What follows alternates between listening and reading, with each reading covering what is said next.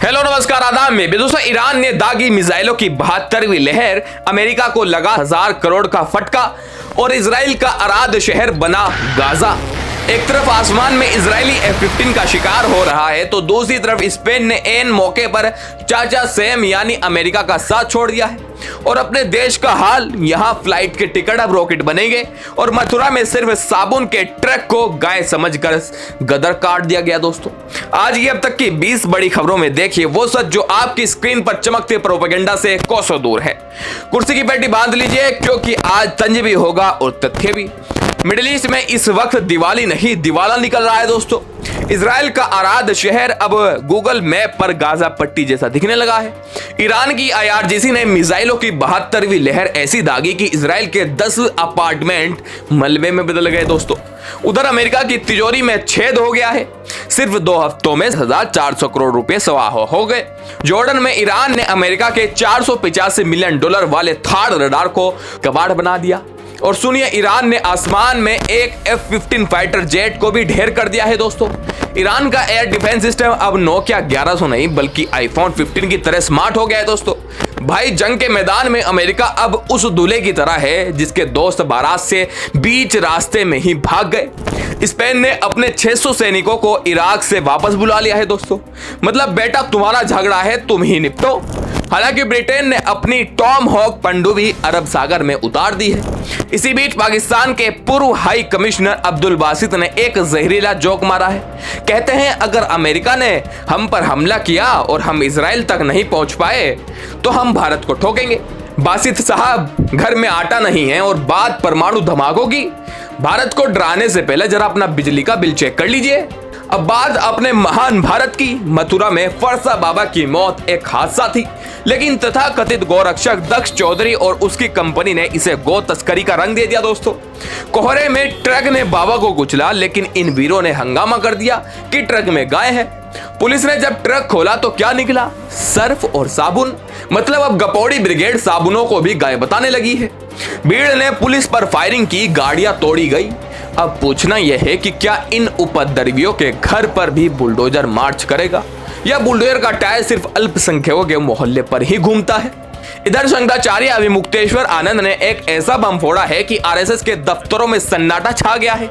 उन्होंने दावा किया है कि इंद्रेश कुमार ने खुद उनसे कहा था कि उन्होंने 10 लाख हिंदू लड़कियों का निकाह मुस्लिम लड़कों से करवाया था ताकि वो लड़कियां उन मुस्लिम लड़कों को हिंदू कर सके। इंद्रेश कुमार नाम के उनके एक संघ के प्रचारक हैं जो मुस्लिम मंच चलाते हैं, कहा कि मैंने मुस्लिम मंच के माध्यम से 10 लाख हिंदू लड़कियों का विवाह मुसलमानों के घर में करा दिए। हमने कहा 10,000? बोले नहीं, 10 लाख। बोले हमारी लड़कियां उनके घरों में जाकर के उनको बदल देंगी। बाहर नाटक करते हैं लव जिहाद। अब कहां गए वो लव जिहाद वाले संगठन? क्या शंकराचार्य जी के बयान पर कोई चैनल डिबेट करेगा? वहीं यूपी के फर्रुखाबाद में पुलिस के सामने एक महिला मुस्लिम समुदाय को गंदी गालियां दे रही है और पुलिस देख रही है।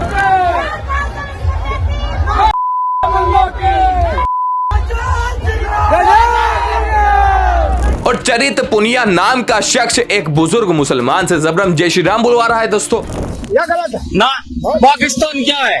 कुछ भी नहीं। बोल जय श्री, अगर चाहे ना बोलो जय श्री, जय श्री राम बोल। जय श्री राम। भाई साहब, अगर यही असली हिंदुत्व है तो फिर भगवान राम जी का नाम बदनाम करने का ठेका इन्हीं लोगों ने ले रखा है। श्रावस्ती में पिकनिक स्पॉट पर इफ्तार करने के जुर्म में 4 लोगों को जेल भेज दिया गया। इल्जाम कि उन्होंने नॉनवेज के अवशेष नाले में फेंके। और उधर वेस्ट बैंक में इजरायली भीड़ फिलिस्तीनियों के घरों को लूट रही है और लोगों को जिंदा जलाने की कोशिश कर रही है।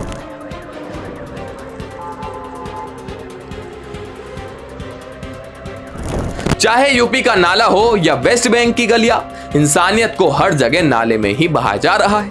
कतर में भी एक मिलिट्री हेलीकॉप्टर क्रैश हो गया है दोस्तों, जिसमें 6 की मौत हो गई है। क़यामत चारों तरफ नाच रही है। आम जनता के लिए एक खुशखबरी है, अब फ्लाइट के टिकटों पर सरकार का कोई कंट्रोल नहीं है। अब एयरलाइन आपको वैसे ही लूटेगी जैसे शादियों में टेंट वाले लूटते हैं।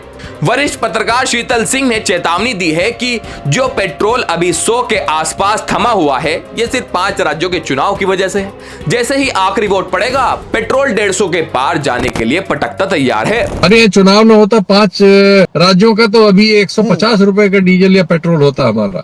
और जैसे ही खत्म होगा चुनाव, अगर ये लड़ाई चलती रही तो आप देखिएगा उसी शाम वोट पड़ेगा और आखिरी शाम हमारा 150 रुपए का रेट होगा। यानी अच्छे दिन सिर्फ चुनाव के विज्ञापनों तक ही सीमित है।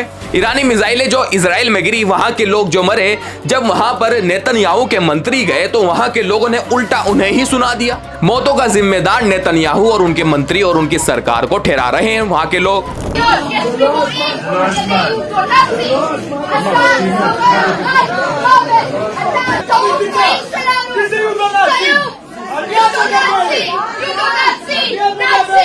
मंजर साफ है कि दुनिया में मिसाइलें बरस रही हैं और हमारे यहाँ नफरत के विज्ञापन।